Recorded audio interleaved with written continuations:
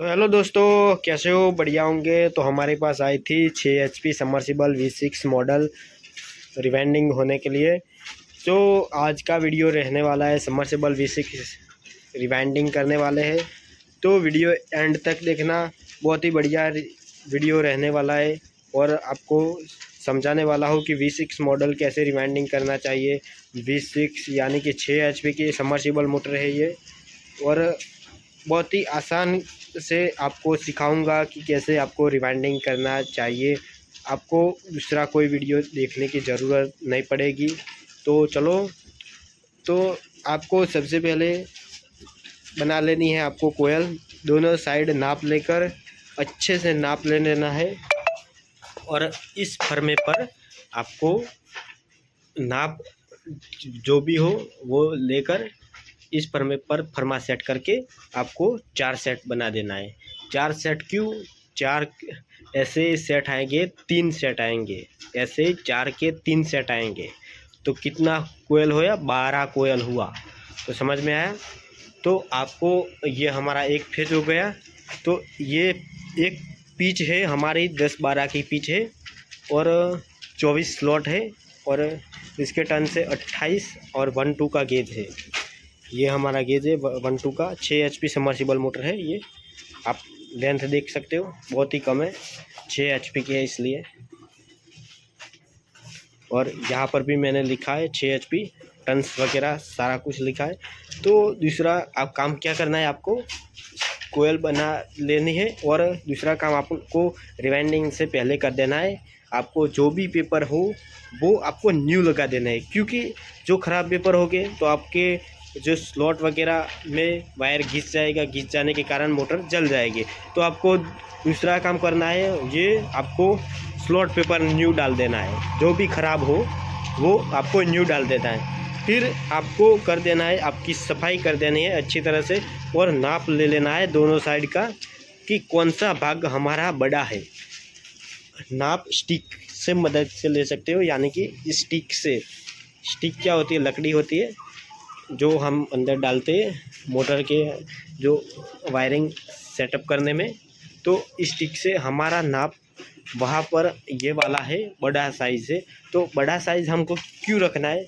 बड़ा साइज़ हमारा होता है कनेक्शन का हमारा डेली कनेक्शन का होता है बड़ा साइज़। तो समझ में आया? तो कनेक्शन साइड में आपको जो मार्क कर देना है ऐसे, तो आपको गलतियाँ ना पड़े।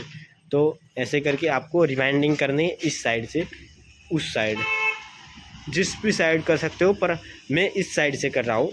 तो आपको कनेक्शन साइड गलत नहीं करना, वरना मोटर आपकी शाफ्टिंग नीचे जा जाएगी और रोटर वगैरह आपका घिसने का बहुत ज़्यादा फॉल्ट हो सकता है, और मोटर जलने का बहुत ज़्यादा चांस हो सकता है। तो आपको कनेक्शन भाग आपको चेंज नहीं करना, वो कंपनी की ही डिमांड होती है। कनेक्शन भाग जो बड़ा हो वो कंपनी की डिमांड होती है। तो समझ में आया? तो फिर आपको ऐसे सेपरेट पेपर 1 से 10 में लगा देना है। 8 छोड़ के 1 से 10, जो भी आपकी पीछे मेरी 8 छोड़ के 1 से 10 है। तो ऐसे आपको सेपरेट पेपर क्यों लगाना है? क्योंकि इससे आपकी कोयल वगैरह में कोई इंसुलेशन घिसेगा नहीं, और आपकी कोयल अच्छे से सेट होकर बिठ जाएगी। तो समझ में आया? तो ऐसा सेपरेट पेपर आपको लगा देना है, फिर आपको रिवाइंडिंग करना है। बहुत ही अच्छा सिंपल तरीका है, आपको कोई ज़्यादा झंझट वाली काम नहीं है। और फिर आपको रिवाइंडिंग करना है। रिवाइंडिंग आपको इसका कोयल एक से छोटा लेना है, 10 यानी छोटा, बड़ा नहीं लेना, छोटा लेना है, जो इनर तार निकला हुआ है वो।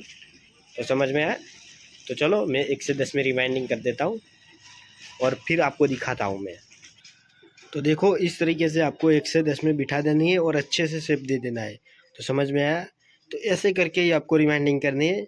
और यहाँ पर आपका 1 से 12 आएगा, 1 से 12 इधर आएगा, और 1 से 12 रिवाइंडिंग करने के बाद आपको घुमा देनी है मोटर। फिर 1 से 10 यहाँ से गिनती कर देनी है, यहाँ से 1 से 10 इधर आएगा। तो चलो, हम रिवाइंडिंग कर देते हैं और फिर समझाते हैं आपको, ऐसे समझ में आपको नहीं आएगा। देखो, हमने एक फेज कंप्लीट बिठा दिया है, और दूसरा फेज आपको कैसे बिठाना है, आपको दूसरा फेज ऐसे मोटर घुमा देनी है। और यहाँ से गिनती चालू करनी है। जहाँ पर भी 10 आए वहाँ पर सेपरेट पेपर बिठा देना है और फिर हमारा दूसरा फेज रिवाइंडिंग चालू करना है। तो समझ में आया? इधर से घुमा देनी है मोटर, यहाँ से ऐसे ऐसे। तो चलो मैं रिवाइंडिंग कर देता हूँ। तो ये देखो, ये दूसरा फेज इस तरीके से आपको बिठा देना है आमने सामने। ये देखो शेप वगैरह कंप्लीट दे दिया है और अब बचा है 4 स्लॉट।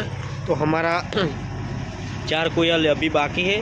तो ऐसे ही हमको मोटर घुमा देनी है और ये 8 छोड़ के यहाँ से यहाँ आपको अच्छी तरह से बिठा देनी है सेट, 1 से 10 1 से 12। तो समझ में आया? तो चलो हमको आपको सारा कुछ दिखा दिया है और आपको रिवाइंडिंग कैसे करना है तो चलो मैं दिखाता हूँ। और कनेक्शन वगैरह सारा कुछ मैं बताऊँगा कौन सा कनेक्शन है इसमें। तो चलो देखो, हमने तीसरा फेज अच्छी तरह से बिठा दिया है, बहुत ही बढ़िया तरीके से। आपको भी इस तरीके से अब नायलॉन डोरी से अच्छे से बांध देना है, ज़्यादा कस के नहीं बांधना वरना यहाँ से आपका कट लग जाएगा और मोटर जलने का बहुत बड़ा कारण लग जाएगा। और इसका कनेक्शन रहने वाला है 1 3 5, एक छोड़ के एक उठाना है, इस तरीके से कनेक्शन है। तो समझ में आया? तो चलो